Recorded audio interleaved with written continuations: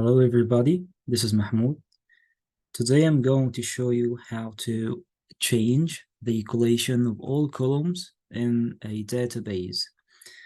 Suppose a scenario, and I have faced this scenario before in my work.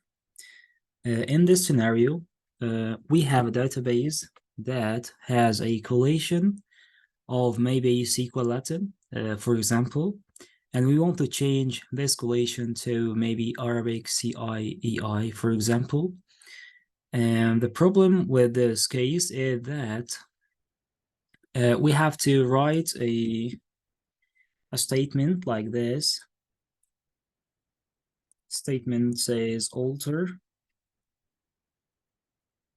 table, then table name, and then alter column, and then the data type,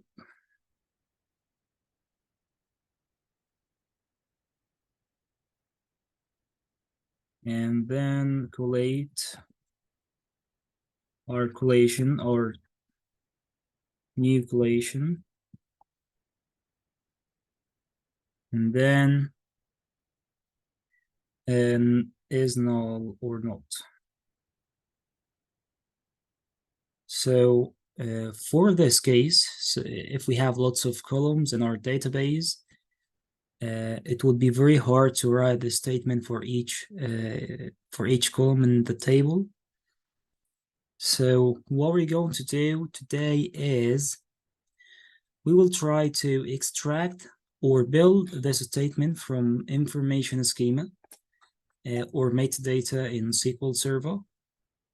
So let's try to start our actual steps for this.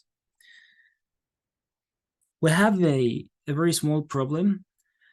Our problem is if any column of the columns that we are going to change its collation is included in a primary key constraint, we will not be able to change its collation or alter this column. So firstly, we want to drop our constraints on the data on each table in our database.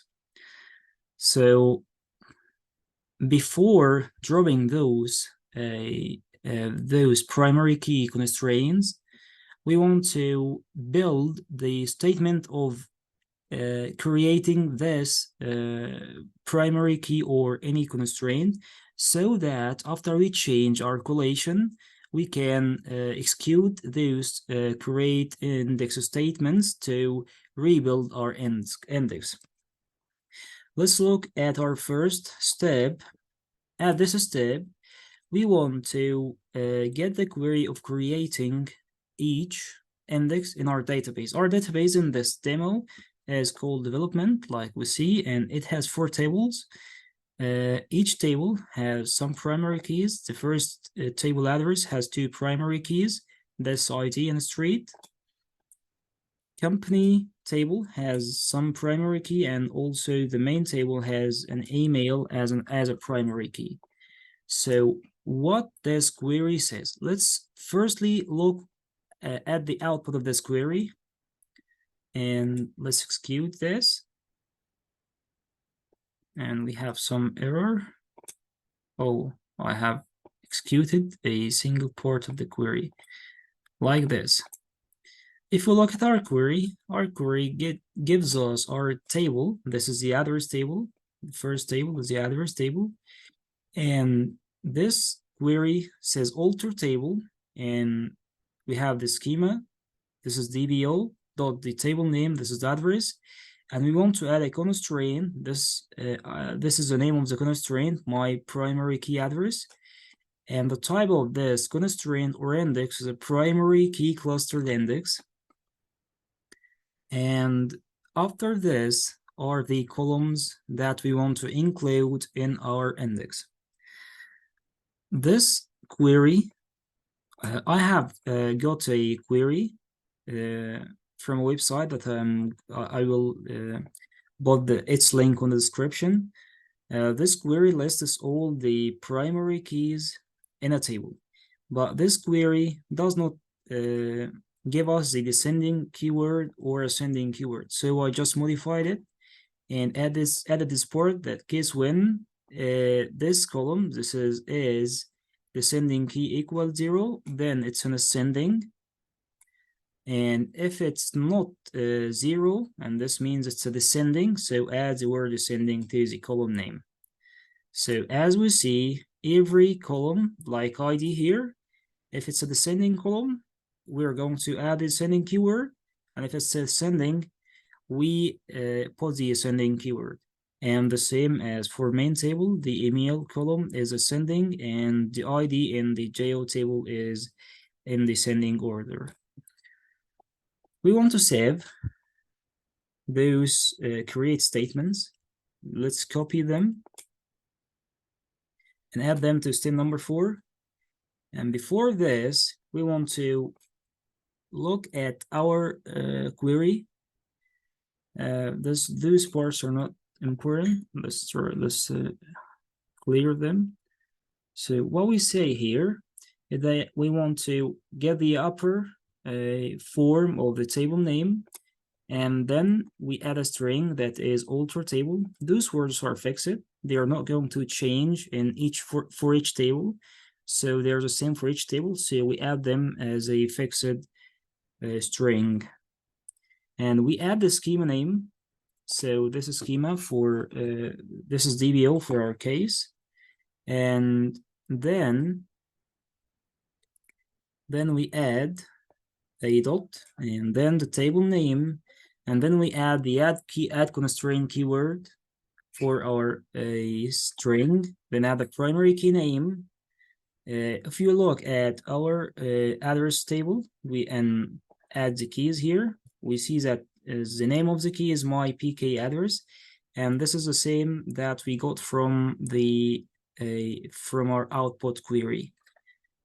And then we get a substring for our column names, and then this is for only deleting the last comma that we add here. We add the comma after each column name and the descending keyword. So this is only for, this gets the string from, or column names from the first string, from the first character to the last character, or before the last characters, to remove this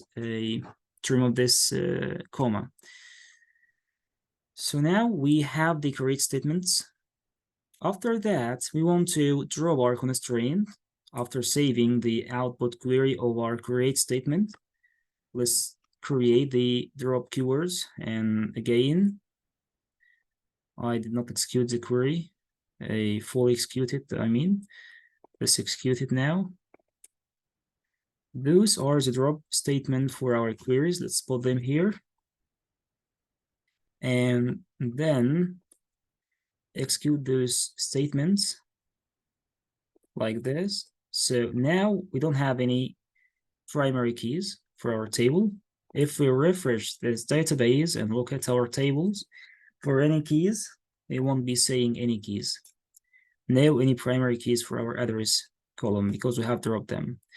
And after this, we have created a statement that changes the equation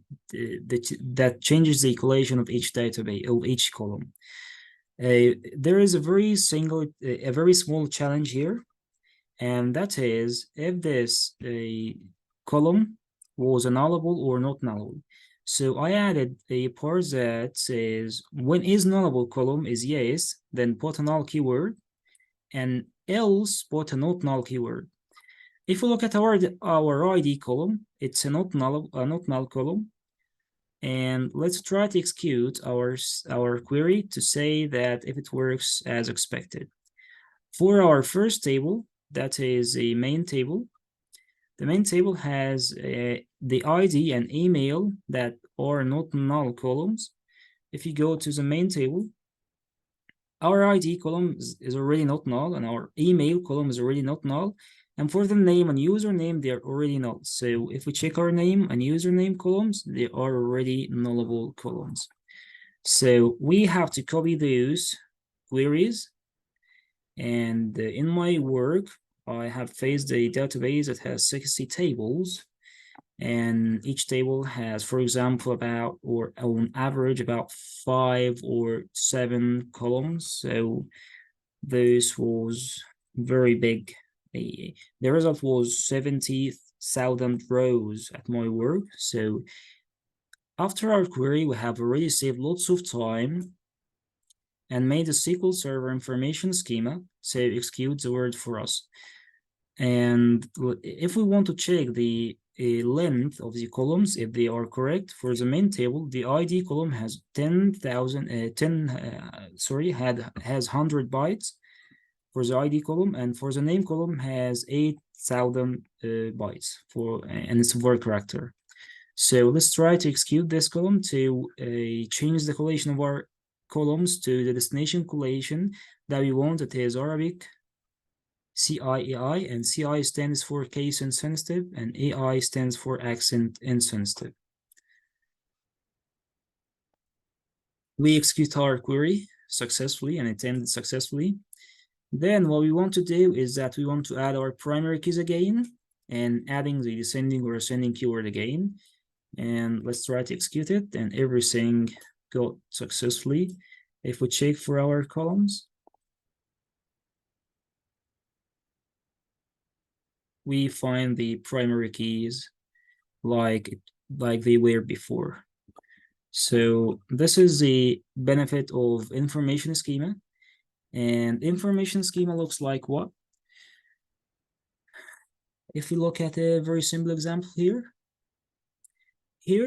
information schema dot tables is we can say that it is a view, and this view contains the table names that we got from here. We got the table name from the information schema dot tables, and we join this information schema dot tables to the information schema dot columns view. What we got from the information schema dot columns is the character maximum length, and I think and the nullability, if the column was nullable or was not nullable, to add the null or not null keyword. For our case here in the first query, we have lots of joins here. Firstly, we have a sys.tables column, and to execute this query, you gotta have an access to the sys schema that is here. In our schemas, we have sys schema. If you don't have access to this schema, you're not going to be able to execute this query. So if it's your local computer or PC, you will be able to execute it. And if it's at your work, you might not be able to execute this query except if you get the access to the sys schema. So this is tables.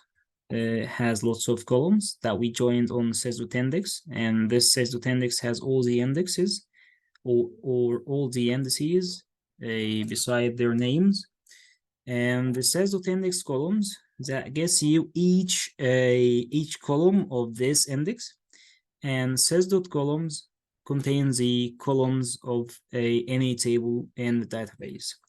And this for XML path, we build them on a single row or after each other, and instead of putting them on rows. So thank you. I hope you like this video, and goodbye.